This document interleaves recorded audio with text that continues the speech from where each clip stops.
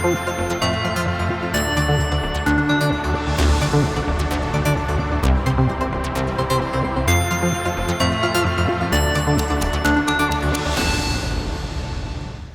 ጤና ይስጥልን ውድ ተመልካቾቻችን ከትግራይ ቴሌቪዥን በቀጥታ የሰዓቱን አበይት የአማርኛ ዜናዎች ይዘን ቀርበናል። ፉርቱና ገብሩ ከመላው ስቱዲዮ ባለሙያዎች ጋር ቆይታ እናደርጋለን። እንድትከታተሉን ጋብዘናል።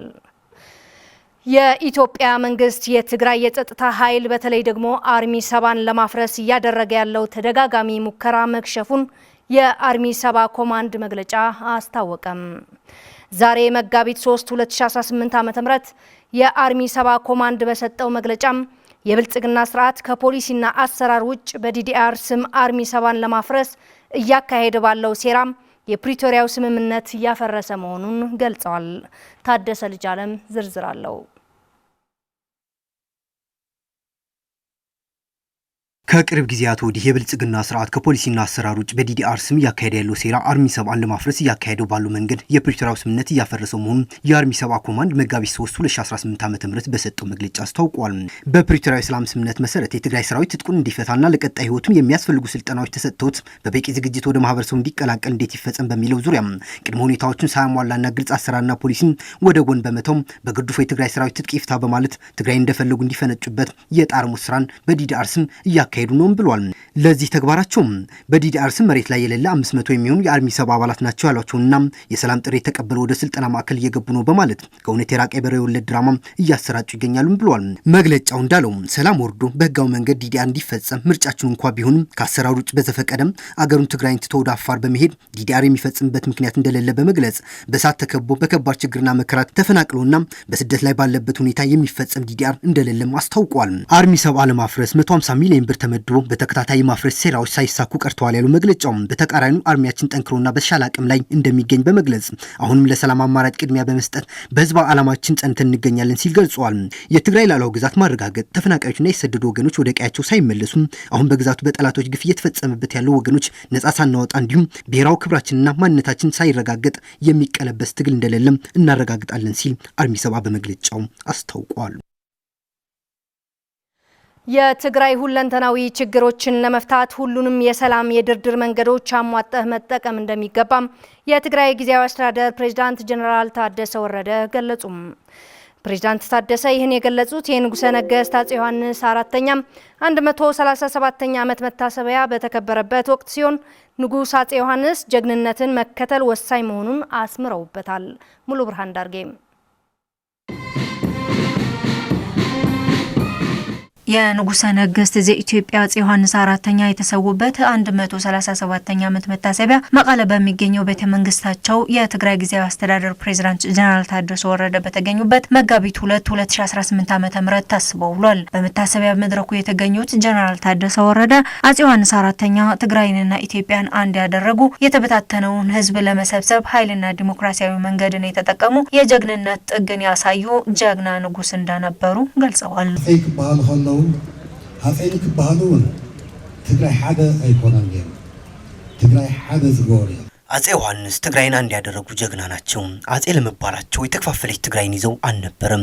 ኃይል ተጠቅመው ድርድርንም ተጠቅመው ነው አንዲት ትግራይን የያዙት። ትግራይን ይዘው በትግራይ አቅምም ተማምነው ነው ወደ መሀል ሀገር ሄደው አንዲት ሀገር መመስረት የቻሉት። የአፄ ዮሐንስ 4ኛ የአሸናፊነት ምስጢራቸው ይዘውት የተነሱት ዓላማና ለበርካታ ዘመናት ተበታትኖ የነበረውን ህዝብ ወደ አንድ ለማምጣት የሄዱበትን ጥበብ የተሞላበት አስደናቂ አካሄድ መሆኑን ያወሱት ጀነራል ታደሰ ወረደ ለዚህም የተበታተነውን ህዝብ አንድ ለማድረግ እና ነጻ የሆነችን አገር ይፋ ለማድረግ የሄዱበትን ርቀትና መስዋዕትነታቸው ትልቁ ማሳያ መሆኑንም አክለው ገልጸዋል። ተፋፈለዝ ነው ህዝብ ተፋፈሉ ነው ለገስታት ተፋፈሉ ነው በገዛቲ አብ ሐደትዮም ሀገር መስራት ሐሊሞም ተከፋፍሎና ተበታትኖ የነበረውን ህዝብ ወደ አንድ የመለሱ አንዲት ሀገር ለመመስረት ሲሄዱ የነበሩ ጀግና ናቸው። በሰሜን አቅጣጫ በተመሳሳይ የባዕድ ወራሪዎችን የተባሉ ይህችን ኢትዮጵያ ባለፉት መሪዎች ነገስታት አጼዎችና እስካሁን ባሉትም ጭምር ለነጻነት ብለው በሰፊው ከተዋጉት በግንባር ቀደምትነት የሚሰለፉት አፄ ዮሐንስ ናቸው። የአፄ ዮሐንስ 4ኛ ንጉሠ ነገሥት የኢትዮጵያ መታሰቢያ ሲከበር የትግራይ ግዛታዊ አንድነት ባልተረጋገጠበት ተፈናቃይ ወገኖች ወደ ቀያቸው ባልተመለሱበትና ትግራይ በርካታ ውስብስብ የሆኑ ችግሮች ውስጥ ሆና መሆኑን የገለጹት የትግራይ ጊዜያዊ አስተዳደር ፕሬዝዳንት ጀነራል ታደሰ ወረደ ይህንን ችግር እንዲፈታም ወደ አላስፈላጊ መንገድ ከመገባቱ በፊት የሰላምና ድርድር መንገዶችን መጠቀምና የአፄ ዮሐንስ ፈለግ መከተል ወሳኝ መሆኑን ገልጸዋል። ከምቲ ጽባሕ አፄ ዮሐንስ ዝኾነ ትግራይ ሒዝካም ቀጻሉን አማራጭ ይሆን በጣም ከቢድ ከአፄ ዮሐንስ በኋላ ያለችውን ትግራይ ይዞ ለመሄድም በጣም ከባድ ነው። እንዴት ነው ነፃ ማውጣት የምንችለው የሚለውን ማየት ወሳኝ ነው የሚሆነው። በላያችን ላይ ያለ ፈተና ነው። ሰላምን ለማምጣት የሰላምን መንገድ መከተል ወሳኝ ነው። ይህንን ካልሆነ ግን እጅ መስጠት፣ መቸነፍም፣ መውደቅ መኖርም አማራጭ አይደለም። ቀጣይ ትውልድ ተመልሶ አደጋ እንዲጠብቅ ማድረግም ተገቢ አይደለም። ሌላ ዘመናትን እንዲጠብቅ ማድረግም ወሳኝ አይደለም። በከባድ ፈተና ነው ያለ ነው። እስከቻልነው ድረስ የሰላምን አማራጭ ይዞ መታገል ይኖርብናል። ሌላው ሁሉም ህዝብ የማይፈልገውን ተመራጭ ያልሆነ አካሄድ በመሆኑ መንገዱን የሚከተል አካል ኃላፊነቱን የሚወስድ ይሆናል። ጀነራል ታደሰ ወረደ የአፄ ዮሐንስ አራተኛ ጀግንነት ከትግራይ አልፎ ለመላው የአፍሪካ ጥቁር ህዝብ ተምሳሌት መሆናቸውን ገልጸው ቢሆንም ግን ጀግንነታቸውን የሚመጥን የታሪክ ስነዳና ገድላቸውን የሚያሳይ ሌሎች የጥበብ ስራዎችን አለመሰራታቸውንም ገልጸዋል። በተያያዘ ዜናም የአፄ ዮሐንስ አራተኛ ታሪክና ጀግንነት በአሁኑ ትውልድ አስተማሪ መሆኑ የትግራይ ባህልና ቱሪዝም ምክትል ኃላፊ አቶ ኃይላይ በየነ ገለጹ። ንጉሠ ነገሥት አፄ ዮሐንስ ብዙ ያልሰሯቸው ጀግና ናቸው ብዙ ያልተሰራላቸው ጀግና ናቸው ያሉት ምክትል ቢሮ ኃላፊው በቀጣይ በርካታ የተያዙ እቅዶች መኖራቸው ገልጸዋል። ሙሉ ብርሃን ዳርጌ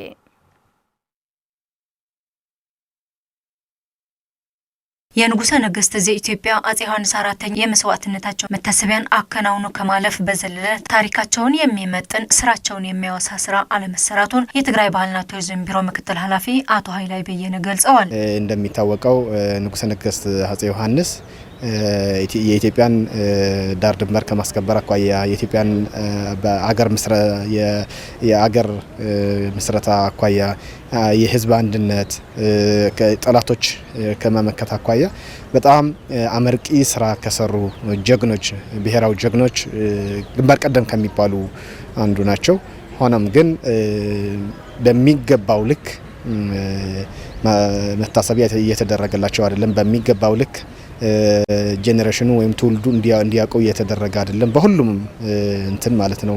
በዚህ በትግራይ በኩልም በፌዴራል በኩልም በሁሉም በሚመለከተው ማለት ነው። ከቅርብ ዓመታት ወዲህ በትውልድ ቦታቸው እየተከበረ የሚገኘው የአፄ ዮሐንስ መታሰቢያ ይህም ታሪካቸው ከትውልድ ወደ ትውልድ እንዲተላለፍ ትልቅ ሚና እንደሚኖረም ነው የሚገልጹት አቶ ኃይላይ በየነ። እንደተለመደው ሁሌ በዓሉ እዚህ ነበረ ሲዘጋጅ የነበረው ለበርካታ ዓመታት ከ2016 ከ2017 ጀምሮ ግን ከትውልድ ስፍራቸው ጀምሮ ማይባሃ ነው የሚባለው በደጓዓ ተንቤን ወረዳ ማይባሃ ከሚባለው የተወለደበት ቤታቸው ስፍራቸው እና መልፋም እንዲሁም ብዙ ቅርስ ያስቀመጡበት በዛ በተመሳሳይ ወረዳ ያለ ቤተክርስቲያንና ጣቢያም አለ።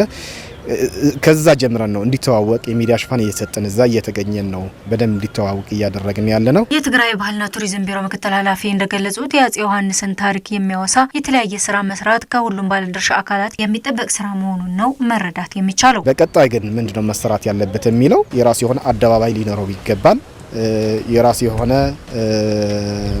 በአፄ ዮሐንስ ስም የሚነሳ መንገድ ወይም ሐውልት ሁሉም ነገር ምክንያቱም ለክብራቸው የሚመጥን መኖር ሊኖር ይገባል። ይሄ በአጽንኦት ቢሮው የሚደግፈው ነገር ነው። የጀግኖችን ታሪክ መሰነድና መቅረጽ ዘርፈ ብዙ ኢኮኖሚያዊ ጠቀሜታ እንዳለውና ለቱሪዝም መስህብነትም የላቀ ድርሻ እንዳለው አቶ ኃይላይ አክለው ገልጸዋል። ታሪክ ሲባል በብዙ መልክ ነው የሚታየው።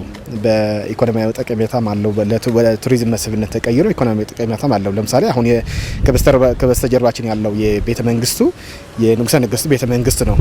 አሁን ለተለያዩ የሰርግም ይሁን ለጎብኚዎችም ይሁን በተለያየ መንገድ ክፍት ሆኖ እያገለገለና በቂ ባይባልም ገቢ ያመነጨ ሰዎች እየጎበኙት ነው። የአሁኑ ትውልድ ከአፄ ዮሐንስ በርካታ ትምህርት መውሰድና መማር ያለበት ብዙ ነገር አለ ያሉት የትግራይ ባህልና ቱሪዝም ቢሮ ምክትል ኃላፊ አቶ ኃይላይ በየነ ትግራይ አሁን ካጋጠማት የተወሳሰበ ፈተና ለመውጣትም የራሷ አስተዋጽኦ እንዳለው ገልጸዋል። በመሆኑም ታሪክ ከሌለ አገር የለም ብለዋል። ይሄ አዲሱ ትውልድ ወጣቱ ትውልድ ብዙ ነገር መማር አለበት። አንደኛ ነገር ከዙፋን ከንግስነት ክብር በላይ የሀገር አንድነት የሀገር መኖር አለመኖር የህዝብ ክብር ይቀድማል የሚለው እና በተግባርም የሰሩበት እንደ ትግራይ ያለንበት ፈተና በጣም ጠቃሚ ነገር ይመስለኛልና ይሄ ወጣት ትውልድ ይሄ ነው መማር ያለበት። አገር ከሌለ ምንም ራዕይም የለንም። የንጉሠ ነገሥት አፄ ዮሐንስ አራተኛ ቅርስና ታሪክ ለማስጠበቅ የተጀመረውን የሙዚየም ግንባታ ፕሮጀክት ተጠናክሮ መቀጠል እንዳለበት ተገለጸም። ይሄ የተገለጸው አፄ ዮሐንስ አራተኛ 137ኛ ዓመት የዝክረ መስዋዕትነት ስነ ስርዓት በደጉዓ ተንቤን ወረዳ መልፈቅ ቀበሌ በተካሄደበት ወቅት ነው። ለምሩ ባህን መኮንን ዘገባ ታሪክ ፍሳም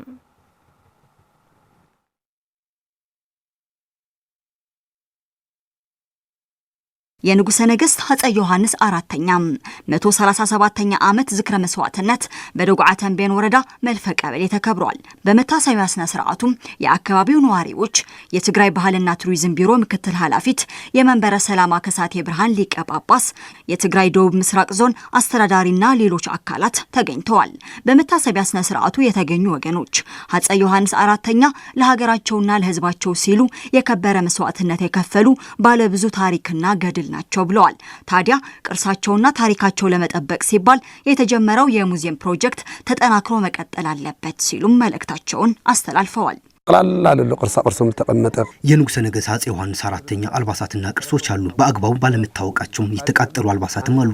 ስለሆነም ዳግም የቀሩት ቅርሶች ወደ ቀጣይ ትውልድ ለማሸጋገር ስለምንፈልግ ነው ሙዚየሙን የጀመርነው። ቅድሚ 137 ዓመት ከ137 ዓመታት በፊት ንጉሠ ነገሥት አፄ ዮሐንስ አራተኛም በሀገራችን ታሪክ ፍጹም የማይረሳ የጀግንነትና የመሪነት ታሪክ በማሳየት ለሀገራቸውና ለሕዝባቸው እንዲሁም ለክብራቸው ሲል በመተማ የክብር መስዋዕትነት ከፍለዋል።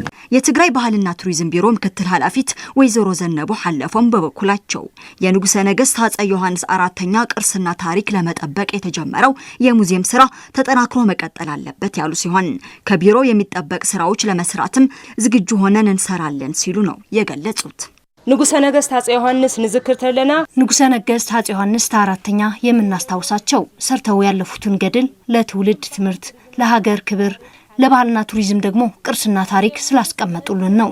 አፄ ዮሐንስ ለሀገራቸውና ለሕዝባቸው ሲሉ መስዋዕትነት በመክፈል ማሳያ ሆነዋል። ቁጭ ብለው ማዘዝ ብቻ ሳይሆን መሬት ላይ ወርደው በተግባር ሲሰሩ የነበሩ ንጉስ ናቸው። ንጉሠ ነገሥት አፄ ዮሐንስ አራተኛ ሙዚየም ለመስራት ኮሚቴ ተቋቁሞ ባህልና ቱሪዝም ቢሮም ከመቀሌ ዩኒቨርሲቲ ጋር በመሆን አቅማችን የፈቀደውን ሙያውና ቴክኒካዊ ድጋፍ እያደረግን በመምጣት መሰረተ ድንጋይ ማኖራችን የሚታወቅ ነው። የንጉሠ ነገሥት አፄ ዮሐንስ አራተኛም ታሪክ ቅርሶችና ገድል ለመጠበቅና ከትውልድ ወደ ትውልድ ለማስተላለፍ በሚሰራ ስራ ላይ ከመንግስት የሚጠበቅ ድጋፍና አስተዋጽኦ ለማድረግ ቃላቸውን የሰጡት ደግሞ የትግራይ ደቡብ ምስራቅ ዞን አስተዳዳሪ አቶ ከላሊ ሐጋዜ ናቸው።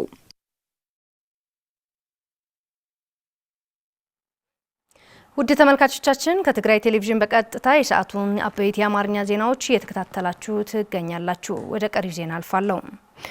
በትግራይ የተፈጠረው የበጀት ነዳጅና የመድኃኒት እጥረት ምክንያት የጤና ተቋማት የሕክምና አገልግሎት ለመስጠት እየተቸገሩ መሆኑን ገለጹም። የአብይ ዓዲ ሆስፒታል ባጋጠመው የበጀትና የነዳጅ እጥረት አገልግሎት ለመስጠት መቸገሩንም አስታውቋል።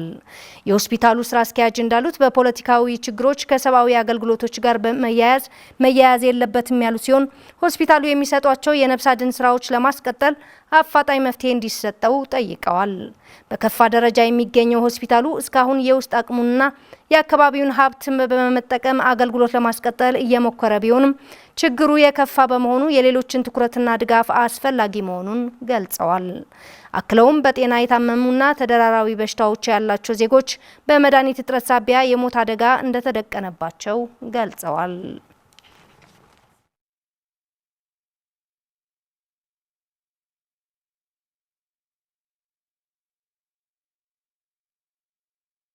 ውድ ተመልካቾቻችን ለሰዓቱ የያዝናቸው አበይት የአማርኛ ዜናዎቻችን እነኚህ ነበሩ። ፍርቱና ገብሩ ቆይታ አደረኩኝ። ከቀሪ የትግራይ ቴሌቪዥን ፕሮግራሞች ጋር መልካም ቆይታ።